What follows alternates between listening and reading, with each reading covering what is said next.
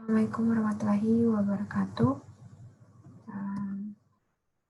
Di materi ini kita akan bahas kelanjutan dari topik fungsi, dan yang akan kita mulai bahas yaitu fungsi linear. Kalau kemarin yang kita bahas itu adalah contohnya, salah satunya itu fungsi kuadrat, di mana kita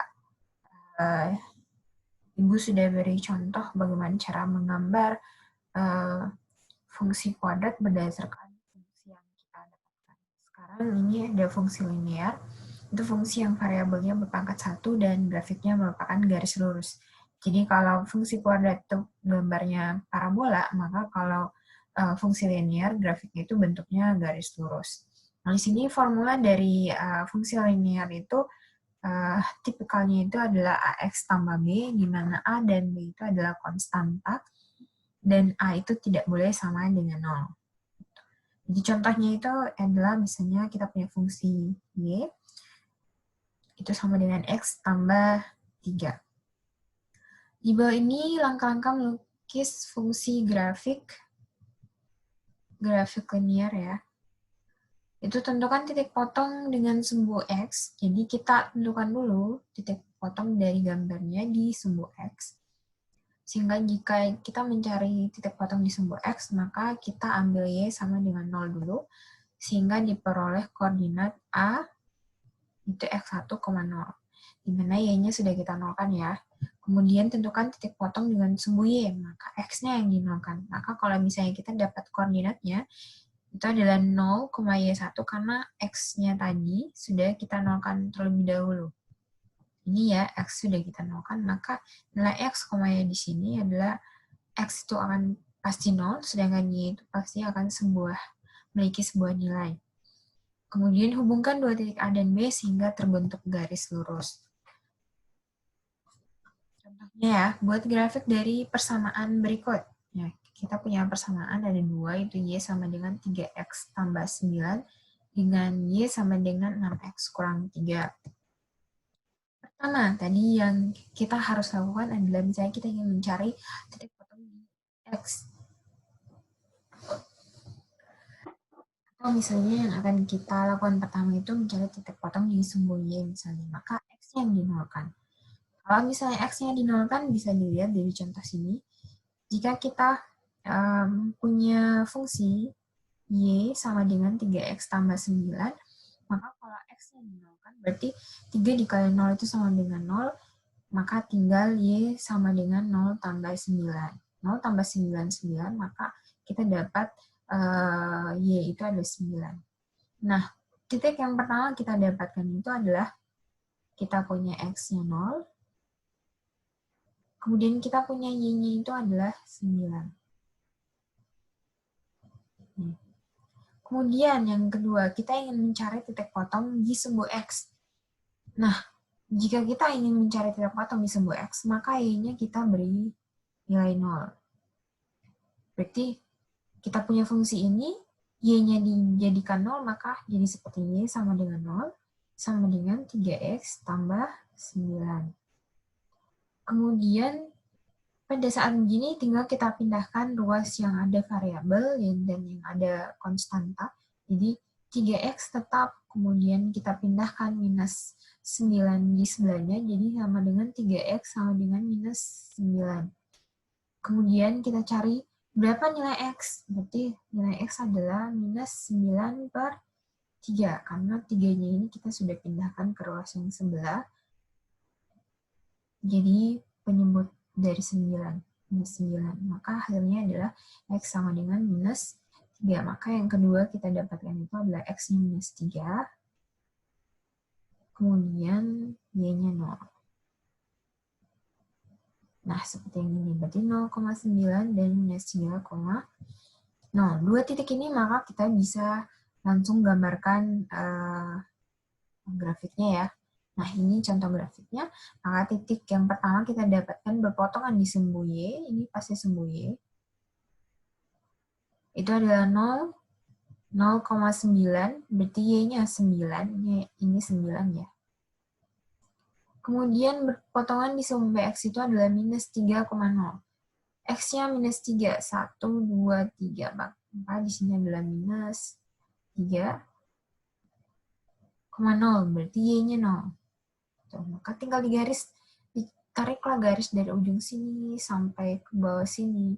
Maka terbentuklah sebuah grafik garis lurus. Gampang kan? Nah, masih awal, jadi insya Allah masih gampang. Kita lanjut lagi, tadi sudah membahas fungsi linear, sekarang kita membahas pecahan. Bentuk umum fungsi pecahan adalah, contohnya seperti ini, seharusnya di sini ada sama dengan ya. Jadi f(x) itu sama dengan, di atasnya juga ada sebuah fungsi, ada sebuah fungsi juga, di bawahnya juga ada sebuah fungsi juga. Tuh. Nah, fungsinya ini memiliki pangkat, memiliki variabel. Jadi coba lihat yang benar ini adalah begini ya. Jadi ini adalah sebenarnya variabelnya x pangkat n. Jadi a itu adalah konstantanya, sedangkan x itu ada variabelnya, kemudian n itu adalah nilai dari pangkatnya berapa gitu. Ini sama juga, jadi b-nya itu adalah konstanta, sedangkan m itu adalah urutan dari konstantanya ya. Kemudian x itu adalah variabelnya, m itu adalah pangkat dari variabel penyebut. Dan seterusnya, pasti punya misalnya ini n-nya adalah 3, maka seterusnya itu dikurang 1, berarti n-nya adalah 2. Ini di sini sampai akhirnya di sini mungkin n sama dengan 0. Gitu. Nah, kita langsung lihat contohnya secara langsung ya. Fungsi pecahan yang dijelaskan di sini adalah fungsi pecahan linear dan fungsi pecahan kuadrat. Fungsi pecahan linear berarti gabungan dari pecahan dan fungsi linear. Fungsi pecahan dan fungsi linear. Maka fungsi yang di atas ini adalah fungsi linear per fungsi linear juga. Gitu. Karena karakteristiknya x-nya itu pangkatnya 1. Itu karakteristik dari fungsi linear. Kemudian kita lihat lagi fungsi pecahan yang kuadrat. Fungsi pecahan kuadrat itu berarti di atasnya itu bisa pembilang dan penyebutnya itu adalah fungsi kuadrat, kedua-duanya, bisa juga salah satunya gitu. Nah, jadi kedua-duanya pembilang dan penyebutnya itu adalah fungsi kuadrat, karena di sini bisa dilihat pangkatnya pangkat 2. Di bawah juga pangkatnya pangkat 2, variabel x-nya ya. Kemudian yang di contoh satunya lagi, ternyata yang di atas saja yang fungsi kuadrat, kemudian yang di bawah itu fungsi linear. Jadi per fungsi linear. Jadi ini contoh dari fungsi pecahan linear dan fungsi pecahan kuadrat. Kemudian kita masuk lagi ke fungsi transenden. Fungsi transenden adalah fungsi yang bukan merupakan fungsi aljabar. Itu ada fungsi trigonometri, yaitu sama dengan fx sama dengan 2 sin 3x tambah 12. Kemudian ada fungsi eksponen, jadi fungsi trigonometri berarti ada trigonometri di dalamnya. Misalnya ada sin, ada cos, dan lain sebagainya. Kemudian ada fungsi eksponen. Berarti fungsi eksponen itu berarti ada sebuah konstanta memiliki pangkatnya itu adalah variabel. Kemudian ada fungsi logaritma. Kita punya fungsi fx sama dengan 5 log 3x. Berarti ada logaritmanya ini. Kemudian ada fungsi siklometa. Contoh dari fungsi siklometa itu berarti fx sama dengan arc sin x. Kemudian ada fungsi mutlak, adalah satu fungsi yang aturannya memuat nilai mutlak suatu bilangan real x, dinyatakan dengan gambar ini ya. Ini ada nilai mutlak, didefinisikan sebagai, sama seperti yang kemarin, ada persamaan nilai mutlak. Jadi nilai mutlak itu ada kemungkinan jika x itu bernilai positif dan x-nya itu bernilai negatif. Maka akan ada dua kondisi yang timbul jika kita ingin menyelesaikan sebuah fungsi yang ada nilai mutlaknya. Gitu. Kemudian fungsi dengan parameter. Fungsi bentuk parameter merupakan fungsi Y sama dengan fx yang disajikan dengan sepasang persamaan. Dengan T itu suatu parameter, maka untuk memperoleh dari sistem persamaan tersebut adalah dengan diasumsikan Y sebagai fungsi komposisi. Contohnya adalah seperti ini ya, memang membingungkan. Jadi X itu sama dengan Ft, Y itu sama dengan Gt, di mana kita mempunyai sebuah variabel baru, di mana variabelnya itu T, itu anggota dari D. Menurut letak variabelnya, fungsi implisit merupakan lawan dari fungsi eksplisit. Jadi pada fungsi implisit, perbedaan antara variabel bebas dan variabel tidak bebas tidak dapat dibedakan dengan jelas. Contohnya, kita punya contoh fungsi implisit juga fx, y sama dengan 3x tambah m tambah 4y. Kemudian ada fungsi eksplisit. Fungsi eksplisit y terhadap x adalah fungsi dengan aturan y sama dengan fx yang memasakkan setiap unsur di daerah asalnya dengan tepat satu unsur di daerah nilainya. Contohnya seperti ini ya. Jadi satu ruas itu miliknya variabel x, sedangkan ruas yang lain itu miliknya variabel y. Beda dengan yang tadi, fungsi implisit, di mana di satu ruas tersebut ada kedua variabel tersebut. Jadi sulit dijelaskan ini bagian mana dan satu punyanya siapa. Gitu. Jadi kita harus jabarkan sendiri, beda yang ini sudah dijabarkan. Fungsi-fungsi khusus ini ada fungsi identitas. F(A) memetakan ke A dengan Fx sama dengan X disebut fungsi aturan jika F memetakan setiap titik anggota A ke dirinya sendiri. Kemudian ada fungsi konstanta, misalkan F, A memetakan ke B. Fungsi F disebut fungsi konstanta jika setiap anggota A dipetakan ke satu anggota B yang sama. Jadi jika X elemen A, maka Fx sama dengan C atau konstan. Kemudian ada fungsi komposisi, jika fungsi F bekerja pada X untuk menghasilkan Fx, dan kemudian G bekerja pada Fx untuk menghasilkan G Fx, maka dikatakan bahwa kita telah mengkomposisikan G dengan F, fungsi yang dihasilkan disebut komposisi G dengan F yang dinyatakan dengan G dot F. Jadi G dot Fx sama dengan G dimasukkan fungsi Fx di dalamnya. Sifat fungsi komposisi tidak komutatif, jadi f dot g itu tidak sama dengan g dot f. Contoh soal dari komposisi. Jadi misalnya saya punya fx, fungsi fx, x kurang 4, dan fungsi gx, 2x kurang 6. Maka kalau misalnya saya disuruh mencari f dot gx, itu hasilnya berapa? Maka kita lihat bagaimana cara penyelesaiannya. F dot gx itu sama dengan fungsi f yang di dalamnya saya masukkan fungsi gx. Berarti kita lihat fungsi fx itu sama dengan x kurang 4. Maka di dalam sini yang variabel itu adalah x, di dalam fungsi fx itu variabel x. Maka variabel x ini kita akan gantikan dengan gx. Maka kalau misalnya dimasukkan variabel gx itu, maka bisa jadinya seperti ini.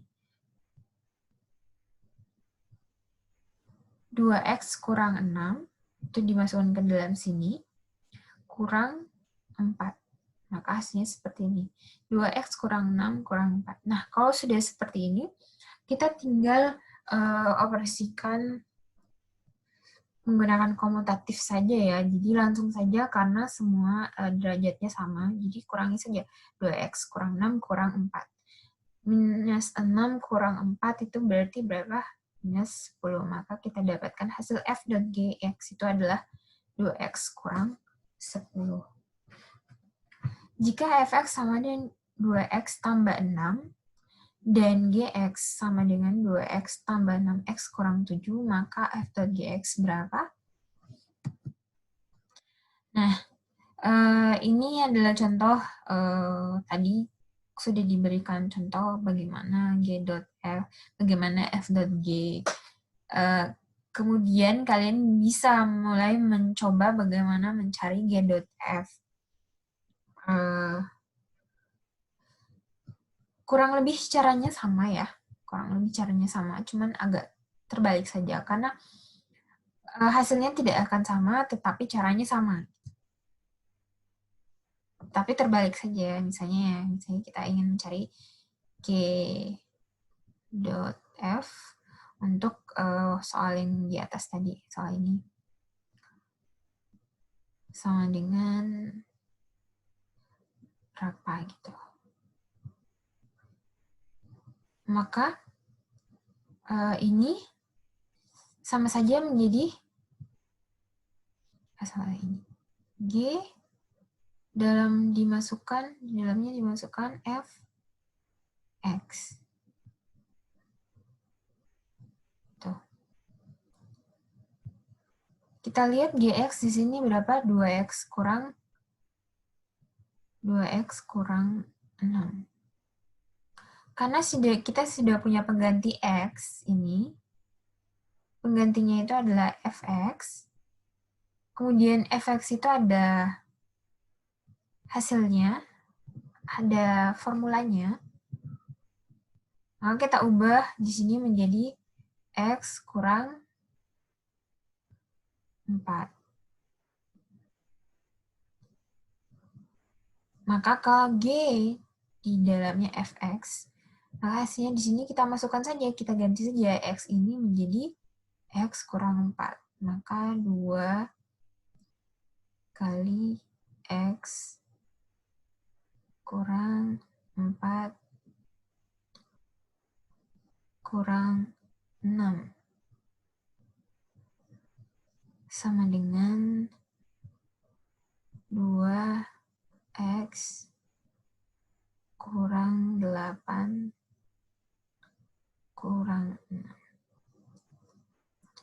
Jadi sama dengan 2X minus 8 kurang 6 itu sama dengan minus 14.